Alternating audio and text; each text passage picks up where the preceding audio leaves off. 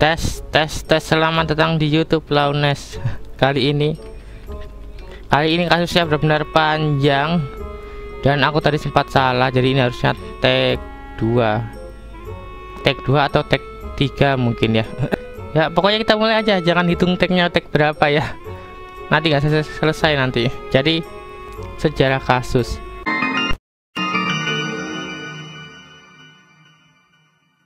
Sebelum kita ke kasusnya, kita kenalan singkat dulu dengan bangsa Osage, karena korbannya kali ini adalah mereka. Bangsa Osage adalah suku bangsa Amerika Tengah Barat yang tinggal di Great Plains. Suku ini bermula di lembah Sungai Ohio dan Mississippi sekitar tahun 700 sebelum Masehi, bersama dengan kelompok lain dari rumpun bahasanya, kemudian bermigrasi ke barat pada abad ke-17 akibat serbuan suku Trokois. Pada abad ke-21, bangsa Osage yang diakui federal memiliki sekitar 20.000 anggota terdaftar. 6.780 diantaranya tinggal di wilayah yurisdiksi suku tersebut. Para anggotanya juga dikenal di luar wilayah suku bangsa di Oklahoma dan di negara bagian lain di seluruh negeri. Jadi suku Osage ini mempertahankan hak mineralnya untuk reservasinya. Setiap anggota suku memiliki hak mineral di tanah komunal. Ternyata minyak berharga ditemukan di tanah mereka. Wah, mendadak kaya. Ada yang menjual, ada yang mengelola dulu, dan perusahaan besar kemudian menyewa tanah milik suku Osage. Lalu suku tersebut dapat royalti tiap tahun. Royaltinya besar ya. Pada tahun 1906 dan tahun-tahun berikutnya juga, Kongres Amerika Serikat mengeluarkan undang-undang yang seolah-olah dimaksudkan untuk membantu Osage mempertahankan kekayaan, yang menciptakan sistem perwalian untuk anak di bawah umur dan tidak kompeten, sebagaimana ditentukan oleh dan di bawah yurisdiksi pengadilan wasiat daerah setempat di Oklahoma. Pengadilan Oklahoma secara rutin menemukan orang Indian Amerika tidak kompeten tanpa pertimbangan kapasitas mental.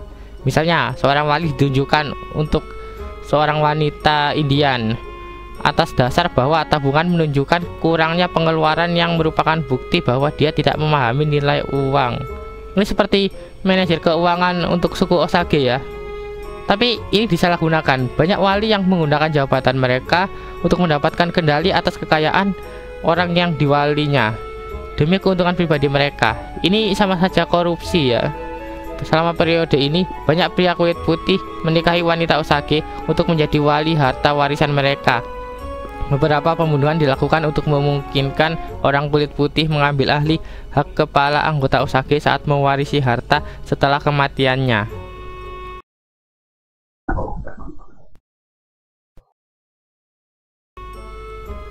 Pembunuhan suku Indian Osage.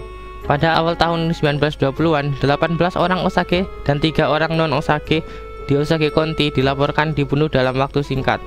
Surat kabar Colorado melaporkan pembunuhan tersebut sebagai pemerintahan teror bagi suku Osage. Beberapa pembunuhan tampaknya terkait dengan beberapa anggota satu keluarga. Pada tanggal 27 Mei 1921, pemburu lokal menemukan tubuh membusuk Anna Brown, usia 36 tahun, di jurang terpencil di Osage County. Karena tidak dapat menemukan pembunuhnya, pihak berwenang setempat memutuskan kematiannya sebagai kecelakaan karena keracunan alkohol dan mengesampingkan kasus tersebut. Namun otopsi mengungkapkan bahwa penyebab kematiannya bukanlah alkohol, tetapi peluru yang ditembakkan ke bagian belakang kepala. Masa polisi nggak tahu? Brown bercerai dari suaminya, jadi wasiat memberikan tanah miliknya kepada ibunya, Lizzie Q. Kyle.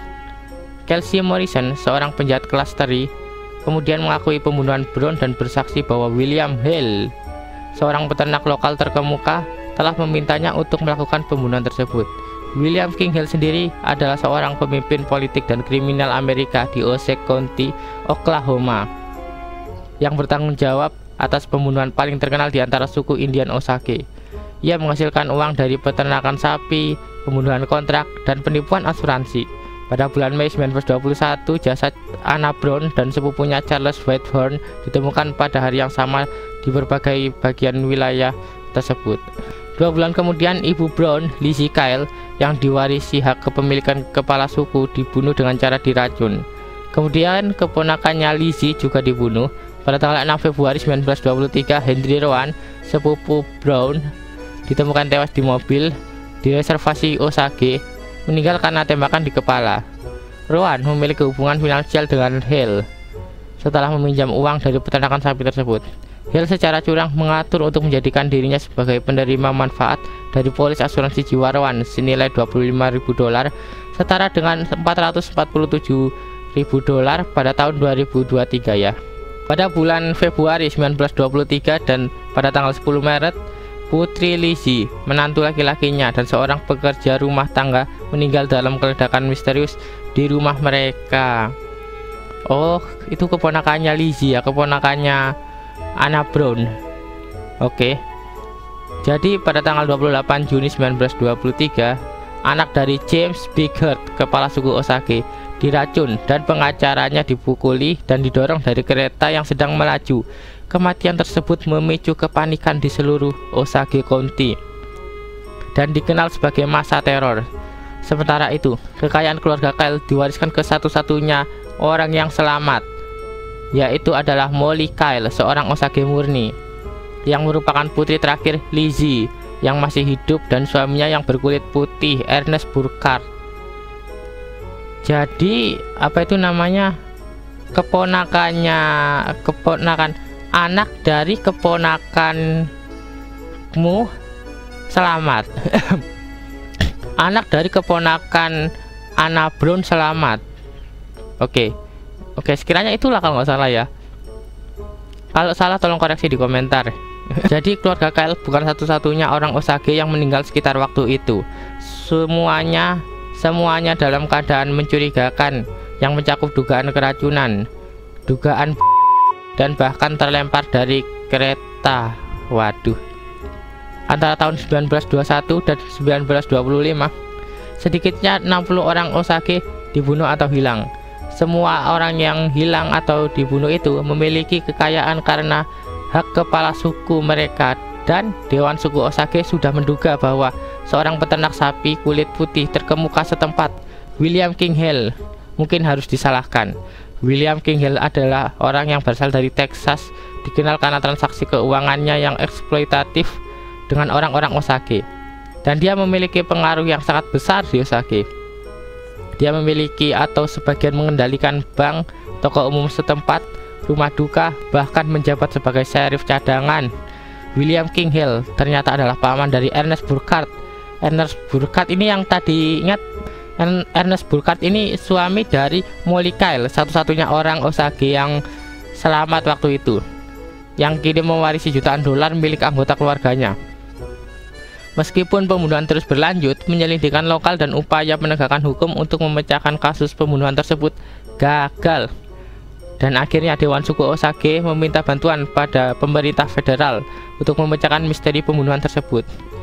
Sebagai tanggapan, Biro Investigasi atau yang sekarang dikenal sebagai FBI mulai menyelidiki rahasia di area tersebut.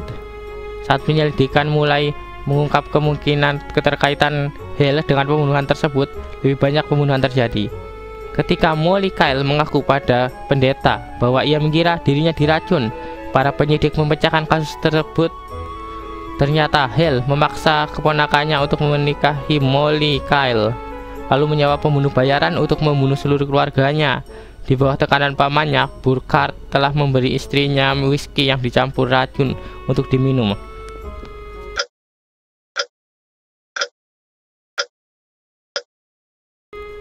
Sidang. Oke, William King Hale, Ernest Burkhardt, dan salah satu pekerja peternakan yang mereka pekerjakan didakwa atas pembunuhan keluarga Molly Kyle. Jadi William King Hale didakwa atas pembunuhan Rowan yang telah dibunuh di reservasi Osage, menjadikannya kejahatan federal. Dua kaki tangannya, Henry Grammer dan Asa Kirby, meninggal sebelum penyelidikan BOI selesai. Henry Grammer dan Asa Kirby meninggal sebelum mereka dapat bersaksi. Grammer, 39 tahun, meninggal dalam kecelakaan mobil pada tanggal 14 Juni 1923, dan Kirby, 23 tahun, meninggal saat merampok sebuah toko pada tanggal 23 Juni 1923. Penjaga toko yang dirampok tersebut sudah diperingatkan sebelumnya dan telah menunggu Kirby.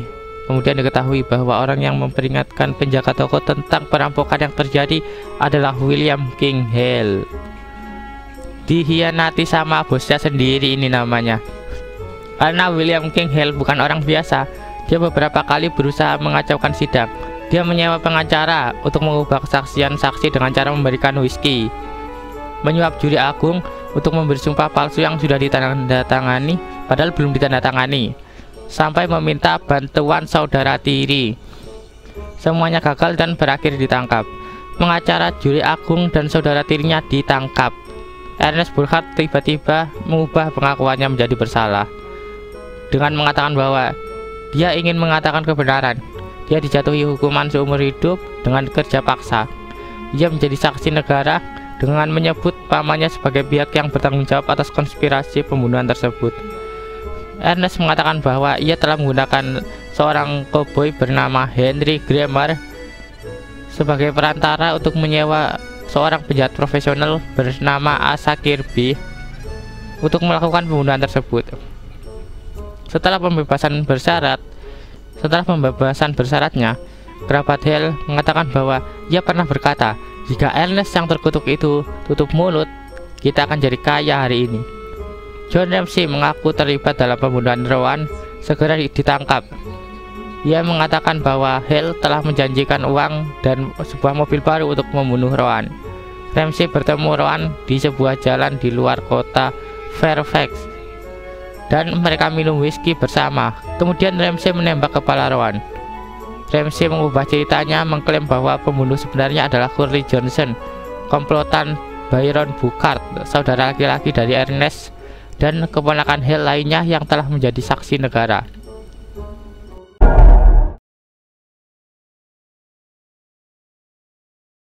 Hukuman.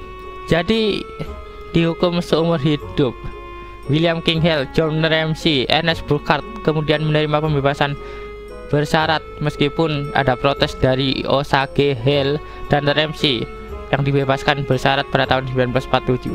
Ernest dibebaskan bersyarat pada tahun 1937, tapi pada tahun 1940 dia dan seorang wanita bernama Clara Mae Goat merampok rumah Osage milik Lily Morel Burkhardt, mantan saudara iparnya. Padahal udah dikasih kesempatan tapi malah merampok ya. Apa gara-gara pengaruh dari Clara Mae? Clara Mae namanya Clara Mae Goat ya. Pada tahun 1941 Ernest dan Clara dinyatakan bersalah atas tuduhan perampokan federal. Clara dijatuhi hukuman 5 tahun penjara, Ernest dijatuhi hukuman 7 tahun penjara, dan pembebasan bersyarat dicabut. Waduh, Hakim Distrik Amerika Serikat Franklin Elmore Kennemer mengabulkan permintaan Ernest untuk tidak dikirim ke penjara yang sama tempat Hale dan Ramsey menjalani hukuman seumur hidup mereka. Ernest Burkhardt dibebaskan bersyarat lagi pada tahun 1959. Tapi pada tahun 1966, Ernest mengajukan permohonan pengampunan. Dewan Pembebasan Bersyarat Oklahoma memberikan suara 3-2 untuk mendukung pengampunannya. Ernest Burkhardt meninggal pada tahun 1986, William King Hale meninggal pada tahun 1962, dan Byron meninggal pada tahun 1985. Byron yang dimaksud saudara laki-lakinya Ernest Burkhardt ya, Byron Burkhardt.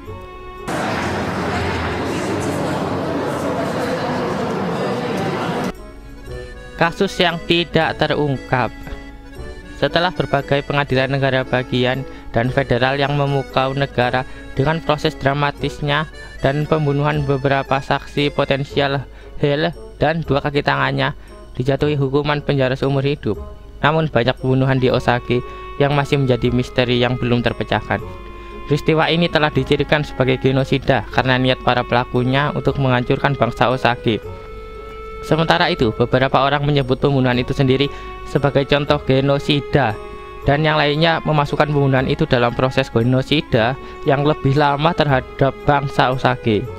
Perkiraan sangat bervariasi mengenai persentase bangsa Osage yang terbunuh dalam pembunuhan tersebut. Dengan perkiraan terendah adalah 10% dari 591 orang Osage murni yang terbunuh. Oh, jadi ini yang dimaksud murninya saja ya.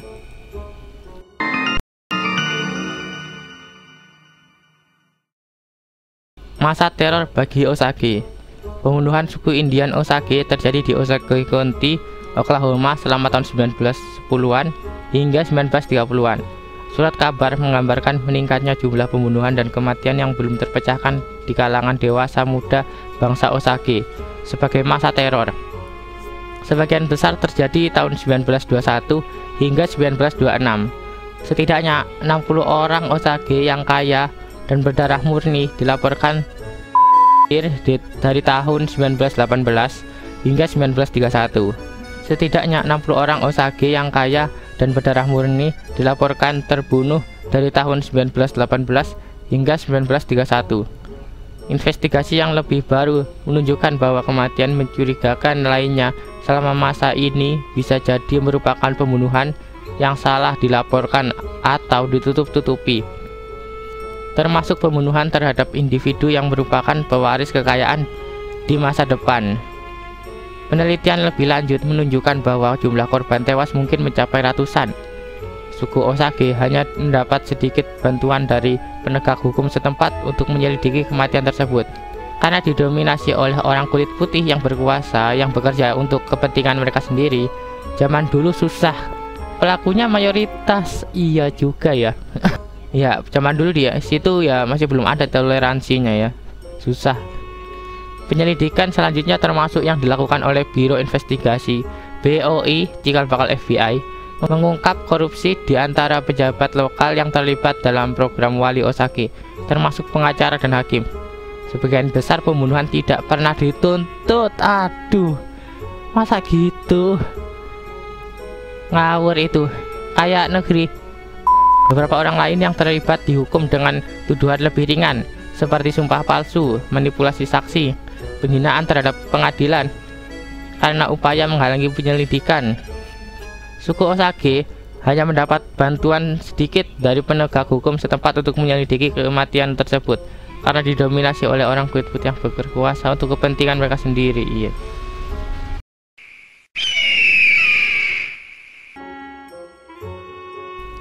Campur tangan pemerintah. Oh tidak. Pada tahun 1925, Kongres Amerika Serikat mengubah undang-undang untuk melarang non-Osage mewarisi hak suku dari Osage dengan setengah atau lebih keturunan penduduk asli Amerika dalam upaya melindungi Osage. Pemerintah Amerika Serikat terus mengelola sewa dan royalti dari tanah penghasil minyak selama beberapa dekade. Suku tersebut menjadi semakin khawatir tentang aset-aset ini. Sekarang malah dikelola pemerintah. Sama aja bohong nggak sih? Waduh, pada tahun 2000, bangsa Osage mengajukan gugatan terhadap Departemen Dalam Negeri dengan tuduhan bahwa departemen tersebut tidak mengelola aset secara memadai dan tidak membayar royalti yang menjadi hak mereka. Tuh kan, apa aku bilang?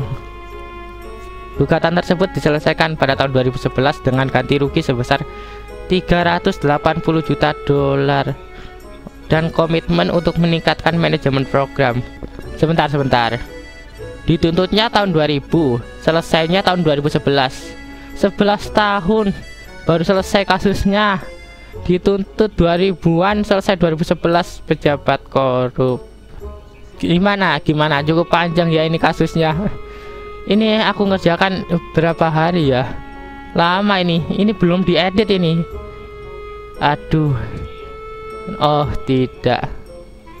Update-nya ini kapan ya? Ini aku upload kapan ya nanti?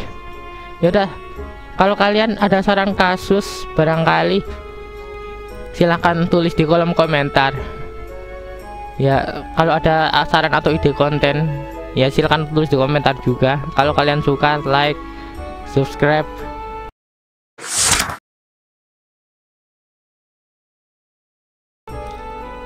Oke, informasi tambahan. Jadi kejadian ini diadaptasi menjadi buku Killers of the Flower Moon, The Osage Murders and the Birth of FBI. Benarkah? Jadi ini adalah kelahiran FBI. Aku baru tahu. Tapi kayaknya ya aku nggak tahu sih. Ini benar apa enggak? Ini di Wikipedia ini aku lihatnya. Dan juga ini juga diadaptasi sebagai film Filmnya durasinya panjang sekali, 3 jam 26 menit. Aduh, aku skip. Dan aku belum lihat filmnya kayak gimana ya, tapi kayaknya aku udah skip aja lah. Oke, thank you for watching and recording.